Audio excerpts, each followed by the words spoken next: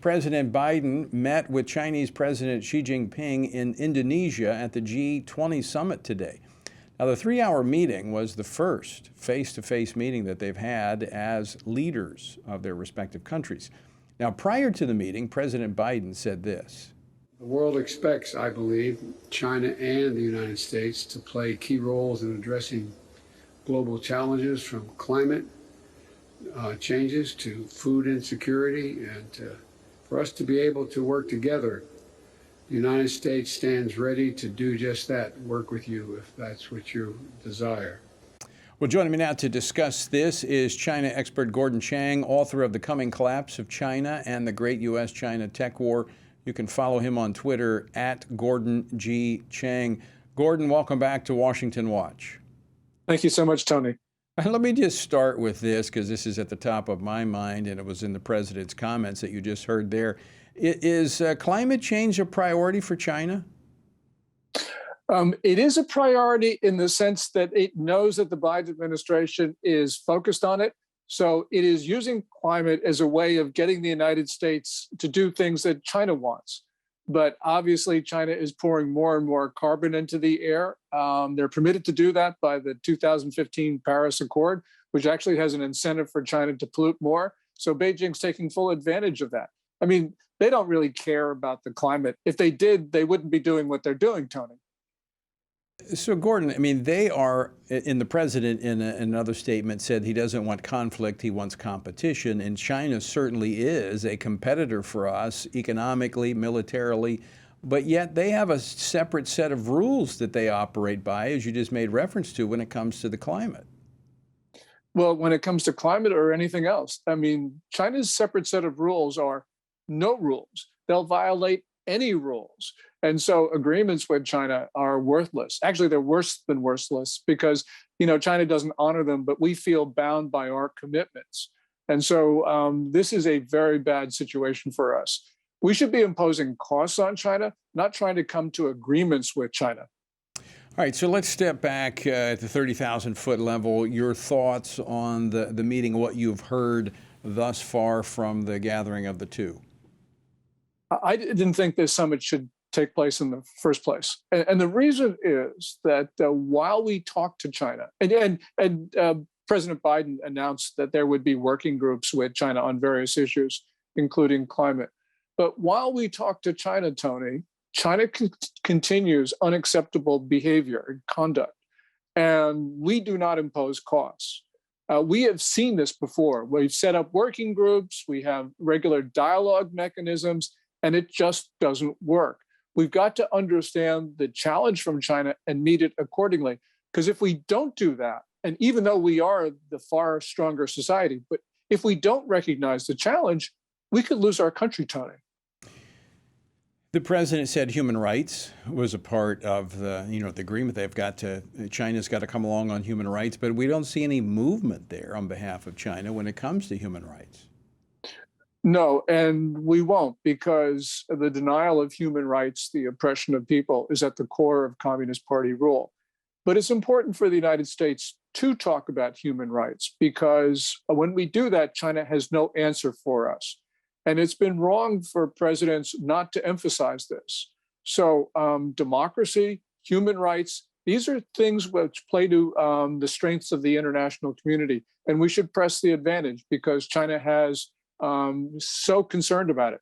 Matter of fact, China believes, the regime believes, that it can never be secure as long as the United States exists, because it's not any of our policies that they're worried about. It's because of our values and because our form of governance. And they're worried about the inspirational impact that we have on the Chinese people. We should be taking advantage of that, Tony. And unfortunately, we don't. That's actually the leverage point that we have with many countries that have dictatorial leadership. Iran, one of those, is that we have leverage with the people. And I know the previous administration, in fact, I was with former Secretary Mike Pompeo end of last week. He's repeatedly said, our beef is not with the Chinese people. We love the Chinese people. It is with the Communist Party that is suppressing and repressing the Chinese people. Yes, in July of 2020, Secretary Pompeo gave a landmark speech at the Nixon Library. And in those remarks, he said that the one thing that just drives the Chinese leaders crazy is when Secretary Pompeo, tried to talk to the Chinese people directly. And we should be doing more of that, because we know that when we do that, we have an impact on China. We change China when we do that. We don't change China for the better when we talk to the Communist Party leaders, like, for instance, we did today. So how do we talk to the Chinese people? What are the mechanisms we can use? Well, first of all, we can blast through the Great Firewall, and we can invest in those technologies that can do that. We have taken down Voice of America, Radio Free Asia, and our other ways of talking to China. But these are things which are really critical for us. And when American leaders go to China, which I don't think we should, but when they do go to China, as they do, then there should be a concerted effort to actually have that dialogue with people. And we can do that. We allow China's diplomats to talk to Americans. We should demand the same right when our diplomats are in China. This is just an issue of reciprocity. Yeah. I want to go to the topic of Taiwan, because that apparently came up in the meeting. And I want to play a short clip of what President Biden had to say. Play clip number 7, please. I do not think there's any imminent attempt on the part of China to invade Taiwan. I made it clear that we want to see cross-strait issues peacefully resolved, and so it never has to come to that. And I'm convinced that he understood exactly what I was saying. I understood what he was saying. Gordon, what do you make of that? Well, if by imminent you mean the next couple months, I'd have to agree with him. But we have to understand that China is on a much shorter time frame for annexing Taiwan. And this comes from, for instance, the Secretary of State, Antony Blinken, who about a week and a half ago actually talked about China moving faster than most people in Washington thought.